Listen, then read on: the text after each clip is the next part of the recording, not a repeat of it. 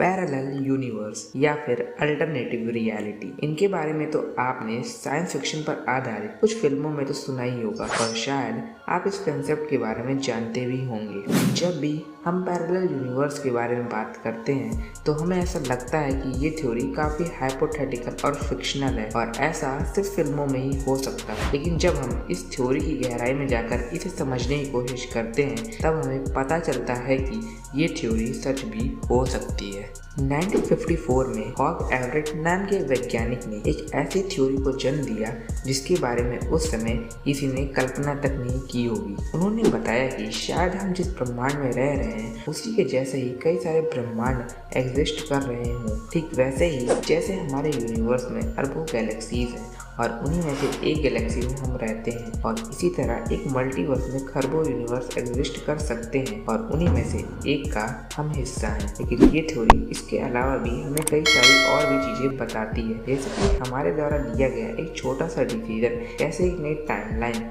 और एक नए यूनिवर्स तक को क्रिएट कर सकता है और कैसे हमारा हर एक फैसला यूनिवर्स के जन्म से ही डिसाइडेड होता है। लेकिन इन सब को जानने से पहले हमें ये समझना होगा कि आखिर हमारा यूनिवर्स काम कैसे करता है और हमारे चारों ओर हो रही सारी रैंडम घटनाएं किसी न किसी तरह से एक दूसरे से कनेक्टेड होती हैं और हमारे द्वारा लिया गया एक छोटा सा डिसीजन पूरी की पूरी दुनिया पर एक बड़ा इम्पैक्ट डालता है। दोस्तों, इस फैक्ट पर जरा ध्यान से सोचिए कि हमारे चारों ओर हो रही सारी रैंडम घटनाएं किसी न किसी तरह से आपस में कनेक्ट करती हैं और हमसे भी। जैसे कि फरवरी 14, 2005 में अगर पेपाल के 3 एम्प्लॉयज़ ने वीडियो स्ट्रीमिंग प्लेटफॉर्म यूट्यूब को शुरू ना किया होता तो आज मैं चैनल क्रिएट ही ना करता और ना ही इस चैनल पर ये वीडियो होती और ना ही आप इस वीडियो को देख रहे होते। और ठीक इसी तरह हर एक घटना एक दूसरे से कनेक्ट होती है और जब हम इसी तरह सारी घटनाओं को एक दूसरे से कनेक्ट करते हुए चलते जाते हैं तो हम यूनिवर्स के जन्म तक पहुंच जाते हैं और अंत में हमारे पास सिर्फ एक ही कंक्लूजन बचता है कि अगर यूनिवर्स का जन्म ही ना हुआ होता तो आज कुछ भी ना होता। और इससे ज़्यादा पीछे हम नहीं जा सकते क्योंकि यूनिवर्स के जन्म से पहले क्या था इसके बारे में तो हम अंदाजा भी नहीं लगा सकते हैं।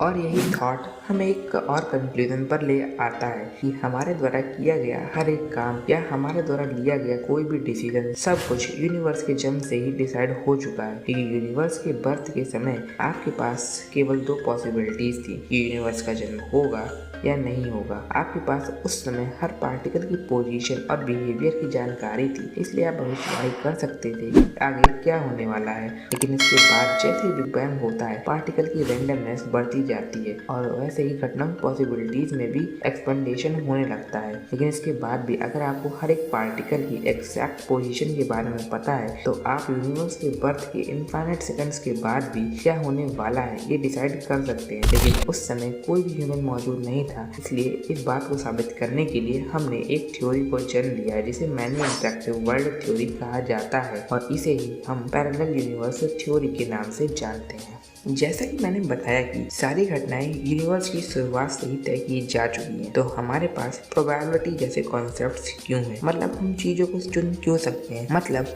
हमें अपने फ्यूचर को चुनने की छूट और इसी फैक्ट को क्लियरिफाइड करती है ये थ्योरी। दरअसल मैनी इंटरैक्टिव वर्ल्ड थ्योरी के अनुसार जब भी हम किसी काम को करने के एक्स ऑप्शनों में से किसी एक ऑप्शन को चूज करते हैं तो बाकी बचे x-1 ऑप्शनों को चूज करने के लिए उतने ही नए पैरेलल यूनिवर्स क्रिएट हो जाते हैं या फिर पहले से ही एग्जिस्ट करते हैं। जैसे कि अगर आप किसी पार्टी में गए हों और वहां आपके सामने खाने के मेन्यू में 3 चीज़ें यानी समोसा, पिज़्ज़ा और बर्गर हों, इसमें से आपने समोसे को चूज़ किया और बाकी दोनों को नहीं, तो इस मल्टीवर्स में ऐसे 2 यूनिवर्स भी होंगे जिसमें आपने समोसे को नहीं बल्कि पिज़्ज़ा या बर्गर को चूज़ किया होगा। और ठीक इसी तरह हर एक सिचुएशन की हर एक पॉसिबिलिटी के लिए पैरेलल यूनिवर्स होता है। जैसे कि हो सकता है कि हमारे यूनिवर्स में आपके कॉलेज पास करने के तुरंत बाद ही आपको जॉब मिल जाए, वहीं किसी दूसरे यूनिवर्स में आपके कॉलेज पास करने के बाद भी आप जॉबलेस ही रह जाए एंड सो ऑन। लेकिन ऐसा नहीं है कि ये घटनाएं सारे यूनिवर्सेस में एक साथ ही हों। ये साइंटिस्ट के मुताबिक पैरेलल यूनिवर्सेस में फिजिक्स के लॉस अलग अलग होते हैं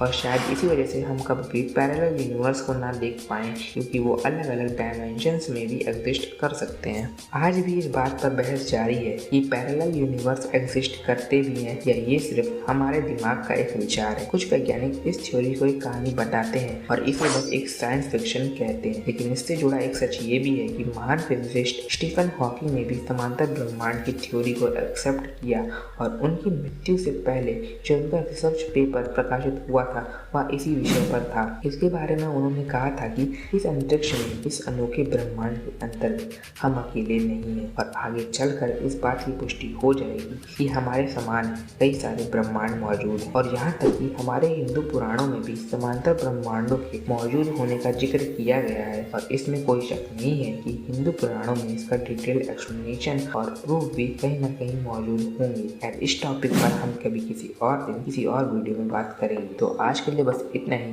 वीडियो अच्छी लगी तो वीडियो को लाइक करें, फ्रेंड्स एंड फैमिली के साथ शेयर करें, चैनल को सब्सक्राइब करके उस बेल नोटिफिकेशन को ऑल पर सेट कर दें कि मैं ऐसे ही ऑसम वीडियो अपलोड करता रहता हूँ। And thank you so much for watching.